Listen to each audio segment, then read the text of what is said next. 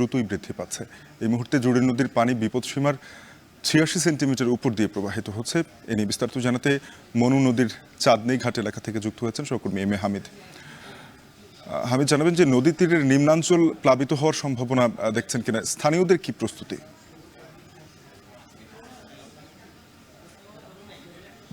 শাফিন, মৌলভীবাজার জেলার বেশ কয়েকটি বড় নদী রয়েছে, তার মধ্যে কুশিয়ারা, দলাই, মনু এবং জুড়ি নদী রয়েছে। এই নদীগুলোর পানি গতকাল রাত্রে থেকে কিন্তু দ্রুত গতিতে বৃদ্ধি পাচ্ছে। ইতিমধ্যে বেশ কিছু পানি বৃদ্ধি পাওয়ার কারণে অনেকেই কিন্তু আহ, আহ, বিপদ দেখছেন এবং কিছু কিছু ছোট নদী আছে, ছড়াছড়ি অন্যান্য যেগুলোর কিছু নদী আছে সেগুলোর বাঁধ ভেঙে গিয়ে ইতিমধ্যে কিন্তু বেশ কিছু বসতঘর প্লাবিত হয়েছে এবং তারা বিপাকের মধ্যে পড়েছেন। এছাড়াও মনু নদীর পানি এই মুহূর্তে দ্রুত বৃদ্ধি পাচ্ছে ১০০ সেন্টিমিটার বিপদসীমার নিচ দিয়ে। কুশিয়ারা নদীর পানি দ্রুত বৃদ্ধি পাচ্ছে। অপরদিকে দলাই নদীর পানি কালকে রাত্রে দ্রুত বৃদ্ধি পেলেও আজকে সকাল থেকে কিছুটা কম হয়েছে, অর্থাৎ কমতে শুরু করেছে।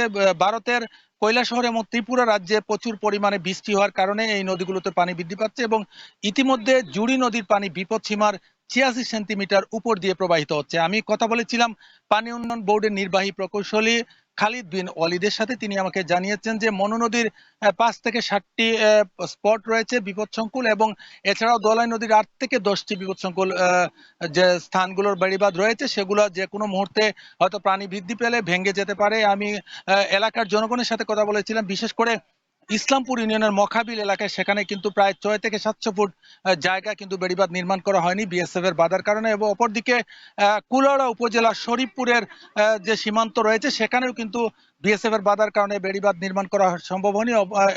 কুলাউড়া উপজেলার প্রীতিমপাশা ইউনিয়নের সম্মান এবং বেলেরতল নামক যে স্থানগুলো রয়েছে সেগুলোতেও কিন্তু বেড়িবাঁধ নির্মাণ করা হয়নি। পানি উন্নয়ন বোর্ড বলছে তারা চেষ্টা করছেন এবং সেগুলা বাধার ব্যবস্থা করবেন, কিন্তু এখন পর্যন্ত জনগণ আশ্বাসের বাণী শুনছে কিন্তু কাজের কাজ কোনো কিছু হয়নি। আমি কথা বলেছিলাম জেলা ত্রাণ কর্মকর্তার সাথে, সাদু মিয়ার সাথে। তিনি আমাকে জানিয়েছেন যে ত্রাণের জন্য বন্যার জন্য প্রস্তুতি নিয়ে রাখা হয়েছে। ইতিমধ্যে ১০০০ প্যাকেটের উপরে শুকনো খাবার এবং ৫৯০ মেট্রিক টন চাল বরাদ্দ রাখা হয়েছে এবং ১৯০ বান্ডিল টিন বরাদ্দ দেওয়া হয়েছে এবং সেগুলো স্টকে রয়েছে। আমি কথা বলেছিলাম জেলা প্রশাসক ইসরাইল হোসেনের সাথে। তিনি আমাকে জানিয়েছেন যে ইতিমধ্যে ৬০টি উপজেলায় ২ লাখ টাকা করে টাকা বরাদ্দ দেওয়া হয়েছে এবং যে পরিমাণে পানি বৃদ্ধি পাচ্ছে এতে করে যদি রাত্রে পর্যন্ত পানি বৃদ্ধি হতে থাকে তাহলে নিম্নাঞ্চল যেগুলো রয়েছে এবং নদের তীরবর্তী মানুষ যেগুলো রয়েছেন তারা কিন্তু প্লাবিত হওয়ার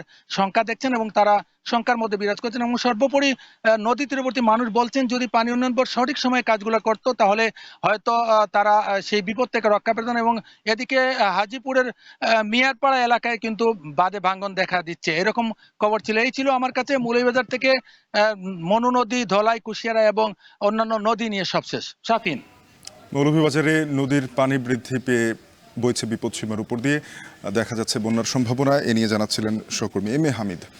এদিকে